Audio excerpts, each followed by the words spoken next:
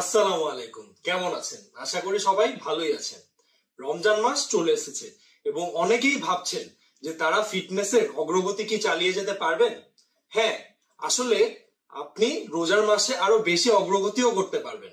আমি নিজেও সব রোজা রাখি এবং আমার ফিটনেসের কোনো অবনতি হয় না। রোজার মাস আসলে ফিটনেসের জন্য না, এটা হলো আপনার বিশ্বাসের সাথে সংযোগ করা, যাদের প্রয়োজন তাদেরকে সাহায্য করা এবং পরিবারের সাথে সময় দেওয়া। তারপরও আপনার স্বাস্থ্যের যত্ন নেওয়াও একটি গুরুত্বপূর্ণ ব্যক্তিগত দায়িত্ব। এই ভিডিওতে আপনাদের কিছু সায়েন্স বেসড টিপস দিব, যেগুলো দিয়ে আপনারা মাসেল বিল্ড ও ফ্যাট লস করতে পারবেন রোজা রেখেও। এই ভিডিওতে আমি 7টা সবচেয়ে কমন প্রশ্নের উত্তর দেওয়ার চেষ্টা করব রমজান ও ফিটনেস সম্পর্কে। কোয়েশ্চেন 1, আপনি কি আসলেই রোজা রেখে মাসেল তৈরি করতে পারবেন? ছোট করে যদি বলি, অবশ্যই। মাসেল তৈরি করতে মূলত 3টি জিনিসের প্রয়োজন। প্রথমত, ব্যায়ামের প্রগতিশীল ওভারলোডিং করা, পর্যাপ্ত প্রোটিন এবং ক্যালোরি খাওয়া এবং ফাইনালি সঠিক মাসেল পুনরুদ্ধার করা। তাহলে যদি আপনি ধারাবাহিকভাবে ওজন উত্তোলন করেন, উচ্চ প্রোটিন ডায়েট মেনটেন করেন, পর্যাপ্ত ঘুম যাপন করেন, রোজা রেখেও আপনি পেশি উন্নয়ন অগ্রগতি আশা করতে পারেন। দ্বিতীয় ফলো আপ প্রশ্ন হলো, ব্যায়াম কখন করবেন? ইফতারের আগে নাকি ইফতারের পরে? গবেষণা বলে একই ফলই পাবেন, ইফতারের আগে পরে সেমই, যদি আপনারা বাকি সব যেগুলো ক্রাইটেরিয়া আছে সেগুলো যদি ফলো করেন। তো আপনার সুবিধা মতোই করতে পারেন। আমি ব্যক্তিগতভাবে ইফতারের পরে ব্যায়াম করতে পছন্দ করি। গবেষণা বলেছে পানি পান করতে পারলে সামান্য একটু উপকার হয়, কারণ শক্তি বেশি থাকে। ডিহাইড্রেশনে শক্তিতে হালকা সীমাবদ্ধতা থাকতে পারে। সুতরাং বিকল্প যদি থাকে আপনাদের কাছে, তাহলে হাইড্রেটেড অবস্থায় ব্যায়াম করা উত্তম। 3 নাম্বার কোয়েশ্চেন, ইফতার, ডিনার ও সেহরিতে কি খাওয়া উচিত মাসেল বিল্ড ও ফ্যাট লসের জন্য? আপনি মূলত 3টি প্রধান খাবারের কথাই চিন্তা করেন, ব্রেকফাস্ট, লাঞ্চ এন্ড ডিনার। সেই 3টাই আপনারা চিন্তা করবেন, সেহরি, ইফতার এবং ডিনার। সুহুর, সেহরির সময় আপনারা স্লো ডাইজেস্টিং খাবারটা চুজ করবেন, কারণ এটা আপনাকে লঙ্গার এনার্জি দিতে সক্ষম হবে, যেমন হোল গ্রেন ওটস, ডিম, গরুর মাংস ইত্যাদি। আমি ব্রেকফাস্ট, লাঞ্চ এবং ডিনারে কি কি খাই সেগুলো আপনাকে আগেও হয়তো ভিডিওতে দেখিয়েছি, এবং প্রথম রোজার সময় আমি কি কি খাবো আপনাদের সাথে শেয়ার করার চেষ্টা করব।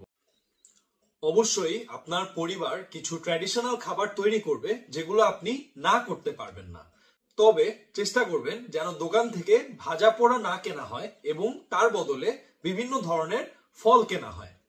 4 নাম্বার প্রশ্ন, আপনি রোজায় কতটুকু চর্বি লুজ করতে পারবেন? অবশ্যই রোজায় বেশি চর্বি লুজ করা সম্ভব, কারণ 14 ঘন্টা না খেলে অটোমেটিক কম ক্যালোরি খাওয়া সম্ভব, যদি আপনারা ভাজা পোড়া বা চিনি যুক্ত কোন রকম খাবার বা পানীয় এড়িয়ে চলতে পারেন।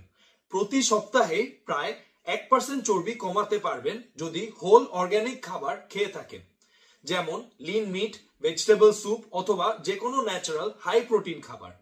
অবশ্যই দাওয়াত বা পারিবারিক অনুষ্ঠানে যোগ দিবেন, কিন্তু বেশিরভাগ দিন স্বাস্থ্যকর খাবার খেলেই কোনো ক্ষতি হবে না।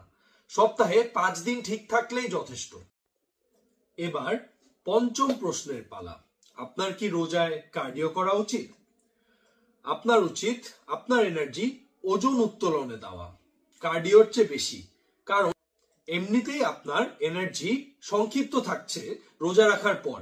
সেটা সঠিক রেজিস্ট্যান্স ট্রেনিং এ দেওয়া উত্তম, যদি আপনার ইচ্ছা থাকে জিমের কর্মক্ষমতা বাড়ানোর এবং পেশি শক্তি বজায় রাখার। যদি কার্ডিও করতেই হয় তাহলে হালকা হাঁটাই যথেষ্ট। 6ম প্রশ্ন, কতক্ষণ জিম করা উচিত? রোজা রাখলে ক্যালোরি ইনটেক অটোমেটিক কমে যাচ্ছে, যেহেতু আপনার খাওয়ার উইন্ডোটা অনেক কম থাকছে, ডিহাইড্রেশনও থাকছে। সেক্ষেত্রে গবেষণা পরামর্শ দেয় যেন ট্রেনিং 20 থেকে 25% কম করা হয় এই সময়। যদি রেগুলার 20 সেট করে আপনারা ওয়ার্কআউট করে থাকেন, রোজা রেখে আপনারা সেটা করবেন 15 থেকে 16 সেট। নিজের শরীরের চাহিদা পূরণ করবেন এবং আনরিয়ালিস্টিক কোনো গোল সেট করবেন না।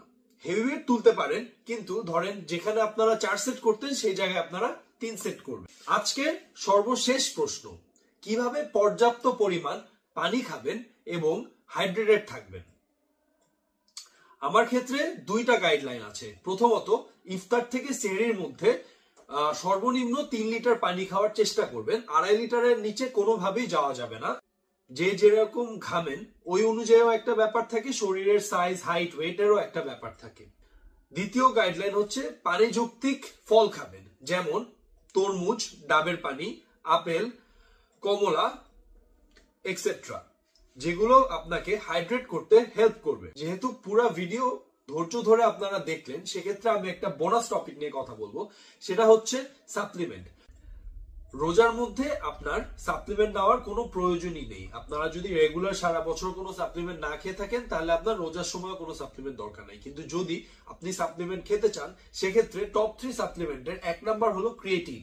ক্রিয়েটিন একমাত্র ইনএক্সপেন্সিভ একটা সাপ্লিমেন্ট, যেটা আপনাকে এনার্জি গেইন করতে হেল্প করবে, আপনাকে ফুলার দেখতে হেল্প করবে এবং আপনার পারফরমেন্স বিল্ড আপ করতেও হেল্প করবে। সেকেন্ড যে সাপ্লিমেন্টটা খেতে পারেন সেটা হচ্ছে ওয়ে প্রোটিন। ওয়ে প্রোটিনটার বলার কারণ হচ্ছে, আপনারা যদি পর্যাপ্ত প্রোটিন আপনার ন্যাচারাল সোর্স থেকে ফুলফিল করতে পারেন, সেক্ষেত্রে আপনার ওয়ে প্রোটিন দরকার নেই। কিন্তু আপনি চিন্তা করে দেখেন, 1 স্কুপ ওয়ে প্রোটিনে 25 থেকে 30 গ্রাম প্রোটিন থাকে, আর একটা ডিমে থাকে 6 গ্রাম প্রোটিন। তো আপনার ওই 25 থেকে 30 গ্রাম প্রোটিনের জন্য কয়টা ডিম খেতে হচ্ছে, সেটা আপনি 1 স্কুপ ওয়ে প্রোটিন পাউডারেই পেয়ে যাচ্ছেন। আপনারা যদি সারাদিনে আপনার বডির চাহিদা অনুযায়ী পর্যাপ্ত প্রোটিন না খান, সেক্ষেত্রে আপনার এক্সট্রা ওয়ে প্রোটিন দরকার, আর না হলে দরকার নেই। এবং থার্ড যে সাপ্লিমেন্টটা দরকার সেটা হচ্ছে ওমেগা 3 ফ্যাটি অ্যাসিড বা ফিশ অয়েল যেটা বলে। আমরা যদি সামুদ্রিক মাছ রেগুলার না খেতে পারি, সেক্ষেত্রে এটা অনেক কার্যকর, কারণ সামুদ্রিক মাছের অনেক বেনিফিট আছে যেগুলা আমরা রেগুলার খাবার থেকে পাই না। সেক্ষেত্রে আমরা ওমেগা 3 ফ্যাটি অ্যাসিড খেতে পারি। ধন্যবাদ সবাইকে, রমাদান মুবারকের শুভেচ্ছা, এবং সবসময় মনে রাখবেন এই মাসটা শুধু আমাদের ফিটনেসের জন্য না, এটার আরো অনেক বেশি কার্যক্রম আছে যেগুলো আপনারা অবশ্যই করবেন। এবং ফিটনেস যদি আপনারা জিমে না যেতে পারেন, ডায়েট মেনটেন না করতে পারেন, এটার জন্য আপনাদের দোষী ভাবার কোনো কারণই নেই। আপনারা রোজার পরও আবার শুরু করতে পারেন ফিটনেস ট্র্যাকিং, কিন্তু এই সময় যদি আপনারা ফিটনেস ঠিক রাখতে চান, অবশ্যই পারবেন। সবাইকে রমাদান মুবারকের শুভেচ্ছা এবং পুরো ভিডিও দেখার জন্য অসংখ্য ধন্যবাদ। Like, comment, share and subscribe. আল্লাহ হাফেজ।